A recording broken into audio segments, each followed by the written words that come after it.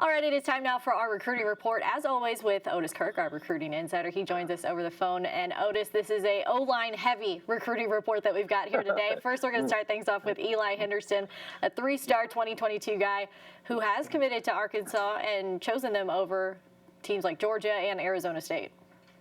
Yeah, he played right guard, Tara, as a sophomore. He played right guard. He's a 2022 kid. He'll be a junior this fall. He's going to switch to center, and he feels like he's kind of the leader and the quarterback of that offensive line. He said he's like almost a coach on the field. He lives and breathes football. He dominated the right guard spot, and that's why, Sam Pittman identified this kid really early and offered him at Georgia when he was at Georgia. And what really stuck with Eli is he said, that was his cop-out there, that he could have left there and then not recruited Eli anymore had he not really wanted him, because he offered him at Georgia. But he thought, well, he offered him in June the 9th of last year, over a year ago, as Sam did at Georgia. But when he went to Arkansas, he said he called Coach Pittman one night, and the first thing on the 19th of December, actually, one of the first things out of his mouth, how would you like to be an Arkansas Razorback? And he knew then that it was sincere, and he knows Coach Davis and stuff. And so Eli, and then he and his family took a visit up here. They can't obviously visit. It's not like the old days where they can see the coach, where they can see the coaches and do all kinds of things like, you go stay with the coach, but you can't do that now. But they can come and see the university on their own, and that's what they did. They drove over from South Carolina, left on Thursday, and got here that Friday before he committed. So that was a good pickup for Sam and those guys. It was a kid that Pittman had really identified early and really wanted him, and I guess he got the answer to his question. How would you like to be an Arkansas Razorback? When he said, "Yeah, I'm committing." So I guess that was pretty good news for Sam. Great answer for Sam Pittman right there. But we also have 4-star offensive tackle Will Campbell out of Louisiana, another 2022 guy. He has Arkansas in his top 12. Yeah, and this kid's got 34 offers, Tara. So it's not like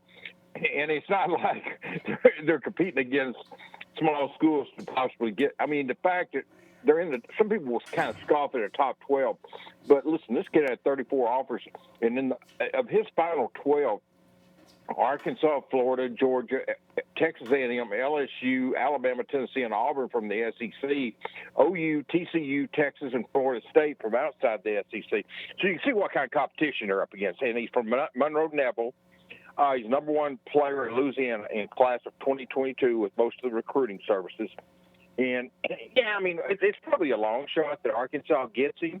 But, the fact that if you'd have looked at his offer list before he narrowed it down, I guess you could say, well, it's a long shot Arkansas. Some people would say the long shot Arkansas would make the top 12, but they did. So you don't want to count Sam and Brad and some of those guys out on an offensive lineman, because Sam Pittman has not a good, but a great reputation there, and so does Brad Davis. And so it always gives you a chance. And there's a lot to be still for this story with Will Campbell, because, he's 6'6", 285 pounds or so. And there's my dog is excited about Will Campbell. But anyway, there's still a lot to be written about Will Campbell in this story and how it'll play out. But that is that's definitely one to be watching. And I think it's Tara. They're coming off of 7 wins, 2 wins each of the last 2 years, in one conference win in 3 years, and they're in the top 12 for a kid like this against that competition. That speaks volumes how well the staff can recruit. Well, Arkansas is also trying to get 4-star wide receiver Keytron Jackson to come to the Hill, and he went to visit UT recently, is what I understand, and apparently they're gaining some ground on him. Yeah, that's the thing. He did the same thing that Eli did coming here. He obviously couldn't meet with the Texas coaches, but he got to see the University of Texas and stuff. And, this kid was at 20-something offers, and he narrowed it down to 14, and I kind of laughed at him because it was 14. He narrowed it to 7 in June, I think June 3rd, I believe. He narrowed it down to 7 schools. But I really think now he has taken the 22, 23, 24 offers he had, whatever it depends on what you count as an offer. But there were about 24 offers, and he got it down to 7, and I think now he's got it down to 2. Some people will tell you TCU. Some people will tell you TCU still in it. I don't think so. I think this is the Arkansas-Texas battle, and we'll just have to see how it plays out. I personally, I hate to say, I think he's probably going to Texas, Tara, but if he does, I think that's one that COVID-19 probably cost Arkansas, because I'm convinced when that kid left here on March the 7th, he was going to be a Razorback, but he wanted to take an official visit up here, and they may still get him. I know Justin Stepp is still on him very hard, and he is a great receiver, not a good one, but a great one. He's a difference maker, 4-star kid that's got offers from big-time schools.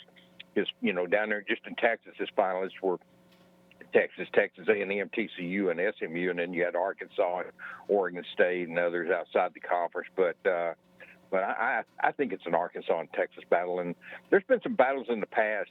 Everybody thought the Texas was going to win them against Arkansas, and the Razorbacks won them. So we'll see if this is another one if it's that. Although right now I'm leaning Texas on him, but I hope I'm wrong, obviously. Well, back to O-linemen, there's a lot of talented ones in the state of Arkansas. 11 of them have Power 5 offers, and Arkansas has offered 3 of them. Yeah, they've got a commitment from Terry Wells out of Wynn, who's 2021.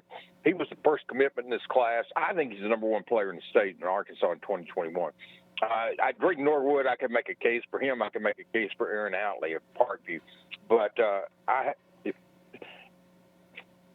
I have to go with Terry Wells as number 1 player. And I've said that for a while now, too, Terry. I mean, it's not like this is something new.